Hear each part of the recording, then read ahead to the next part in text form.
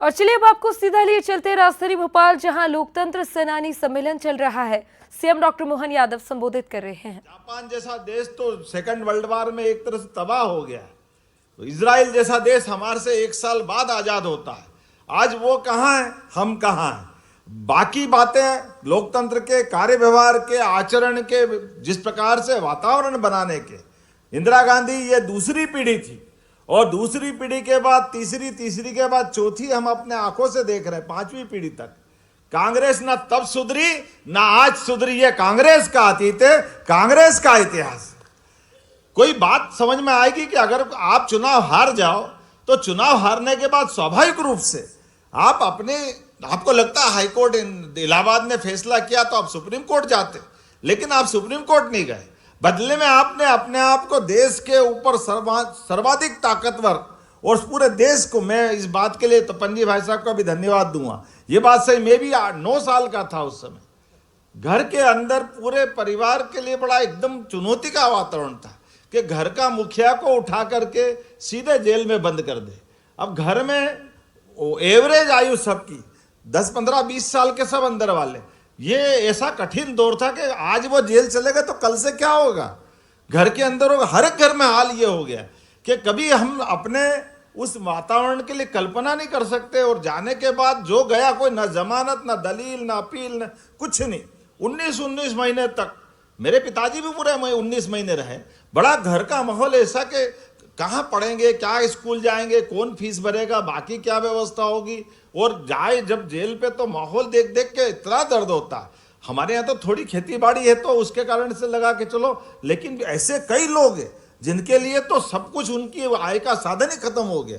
और इतना ही नहीं, वहां जब जाते जेल के अंदर तो जो होने वाले आतंक की, जो अत्याचार की कल्पना करते, जो सुनते थे, ऐसा तो कभी होगा नहीं कि आखिर लोकतंत्र के लड़ने वाले, लोकतंत्र की लड़ाई लड़ने वाले लोग, उनने क्या अपराध कर दिया। लेकिन कांग्रेस के तत्कालीन सत्ताधीशों ने, और क्या शर्त रखते थे, आओ कांग्रेस में शामिल हो जाओ, छोड़ देंगे। ये क्या बात हुई भाई। आखिर ये इतनी सरल बात कि आप केवल कांग्रेस की जय जयकार कर दो, इंदिरा गांधी की जय जयकार कर दो, आपको छोड़ देंगे। तो ये जो हमने वो 47 के पहले लोकतंत्र की लड़ाई, चंद्रशेखर आजाद, भगत सिंह, तमाम लोगों ने जनता का शासन जनता के लिए होना चाहिए। मुझे लगता है कि दूसरी बार की लड़ाई, मैं आपको प्रणाम करता हूं। वास्तव में आपकी लड़ाई उस दौर की है जिसके कारण से आज लोकतंत्र सुरक्षित है, जिसके कारण से यशस्वी प्रधानमंत्री नरेंद्र मोदी जैसे गरीब जैसा परिवार से निकला हुआ व्यक्ति आज देश का प्रधानमंत्री। जोरदार अभिनंदन करें माननीय नरेंद्र मोदी जी से लेकर के ऐसे कई सारे लोग हमारे जैसे परिवार के, आपके जैसे परिवार के, माननीय शिवराज सिंह जी से लेकर के बाकी सब लोग। ये क्यों लोकतंत्र के बाद, इस संघर्ष के बाद आज लोकतंत्र जिंदा है। और दुनिया के अंदर मुझे आज गर्व है, देश की आबादी और लोकतंत्र के हिसाब से देखो तो दुनिया का सबसे बड़ा लोकतंत्र आज कोई है तो भारत है। मैं आप सबको बधाई देना चाहता हूं, जोरदार अभिनंदन, आपके संघर्ष को नमन, जिसके कारण से। और डरावना दृश्य भी है, थोड़ा चारों तरफ निगाह दौड़ाओ तो ध्यान में आएगा। आज दुनिया का सबसे बड़ा लोकतंत्र भारत अपने अहरनिश आप जैसे लोगों के प्रयासों के बलबूते पर कहां से कहां जा रहा है। लेकिन अगल बगल के देशों को देखो, हमारे साथ जो आजाद हुआ पाकिस्तान की हालत क्या है। वहां का प्रधानमंत्री हम सब जानते हैं, वो क्रिकेट का बहुत बड़ा खिलाड़ी इमरान खान, आज कहां किस स्थिति में है। ये लोकतंत्र के हाल। और एक नहीं, ऐसे कई देश बता सकता हूं।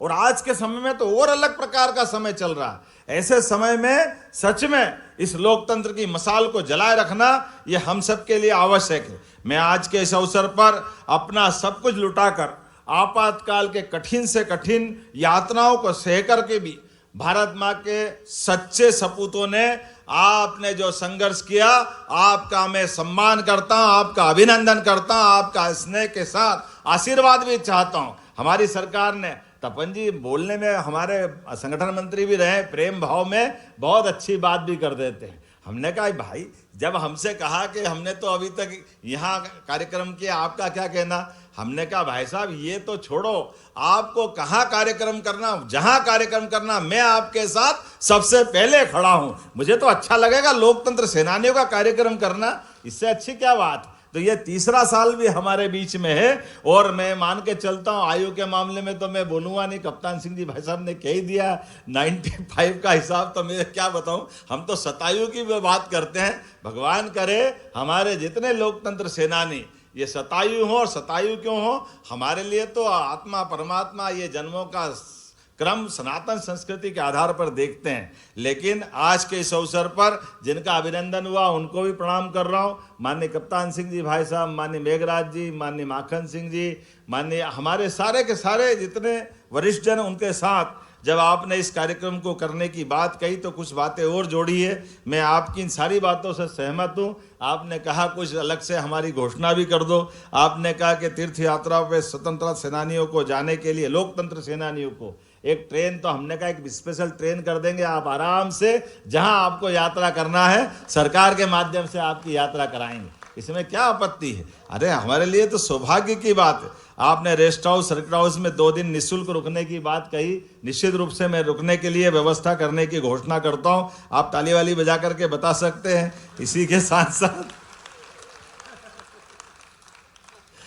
हमारे लिए आपने कहा दिवंगत लोकतंत्र सेनानियों के बलिदान को याद रखें, इसलिए लोकतंत्र सेनानियों के योगदान के शिलालेख उनके निवास क्षेत्र के आसपास लगाने के भवन, पार्क या मार्ग का नाम रखने के लिए मैं सहमत हूँ। आप बताते जाना, उनके नाम पर हम करने के लिए पूरा हमारी तरफ से सहमति है कि वो होना चाहिए।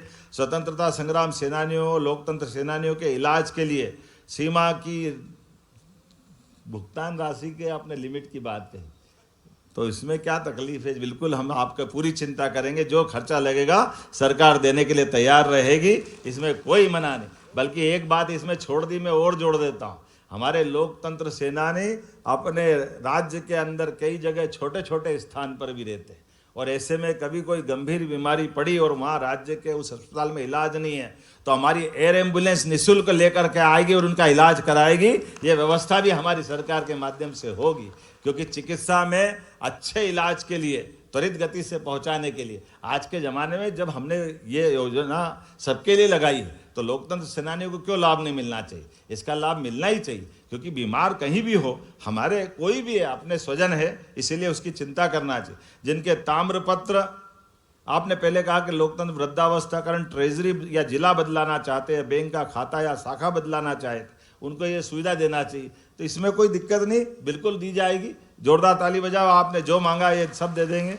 आपने कहा जिनके ताम्रपत्र अभी तक नहीं मिले हैं, कलेक्टर को आवेदन दे दे, उनको ताम्रपत्र दिया जाएगा।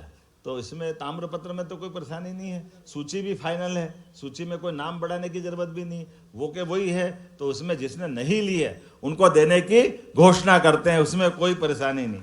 आपने कहा मध्य प्रदेश के समस्त कार्यालय में लोकतंत्र सेनानी जहां भी जाते हैं वहाँ अधिकारी सम्मान के साथ उनको मिलने में प्राथमिकता दे। ये अच्छी बात है। वैसे हमारी सरकार के माध्यम से हर एक व्यक्ति को जहाँ जिस प्रकार से मिलने जाना है, और ऐसे में अगर लोकतंत्र सेनानी जा रहे हैं, और ये तो ऐसी बात है कि आपके लिए क्यों मौका नहीं होना चाहिए। हमने तो कहा हर वृद्ध बुजुर्ग के साथ हर एक वरिष्ठ नागरिकों को सम्मान के साथ अधिकारियों को मिलना चाहिए।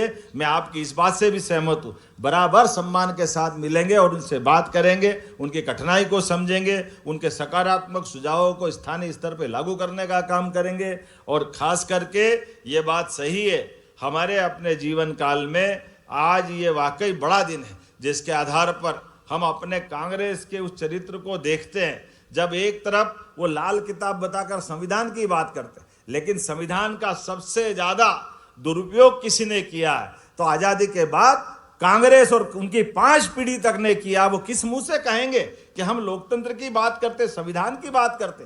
कांग्रेस ने हमेशा इस देश के साथ एक परिवार को आगे बढ़ाते हुए से सब लोगों को अपने ताकत के भरोसे से दबाने का काम किया है। लेकिन मैं आज जिनके सामने बैठा हूं, उन्होंने वापस आजादी की मशाल दूसरे रूप में जला करके आज दुनिया के सामने भारत का मान सम्मान बढ़ाते हुए, सच में कहा महेंद्र सिंह जी भाई साहब ने कि आज हम अपनी आर्थिक ताकत बने। तो बताओ कहाँ आपको कितना लंबा टाइम मिला, और कहाँ मोदी जी को 10-12 साल का समय मिला, लेकिन इस 10-12 साल में कितना प्रकार से काम किया। और ये वाकई आपके सबके संघर्ष का परिणाम है कि एक स्वयंसेवक आज शाखा से निकल करके अपने काम करते करते जिस प्रकार से काम जो मिल जाए उसको श्रेष्ठता के साथ करते हैं, इसी का परिणाम है। ये संघ का शताब्दी वर्ष भी है और हम सबको गर्व है कि हाँ, हम डॉक्टर हेडगेवार के 1925 से बाद की यात्रा चलने वाले उस विशाल परिवार का हिस्सा हैं, जो जब जब भी आवश्यकता पड़े देश के अंदर ऐसे मसलों पर अपनी परीक्षा में कसौटी पे खरे उतरते हैं। मेरी अपनी ओर से इस पूरे आयोजन के लिए सभी आयोजनकर्ता को बहुत बहुत बधाई। भारत माता की, भारत माता की, बहुत बहुत धन्यवाद। भारत माता की जय। तो इतनी सीधी तस्वीरें राजधानी भोपाल से आपको दिखा रहे थे, जहां लोकतंत्र सेनानी सम्मेलन हुआ और सीएम डॉक्टर मोहन यादव ने जो लोकतंत्र सेनानी थे उन सभी को सम्मानित किया और संबोधित किया।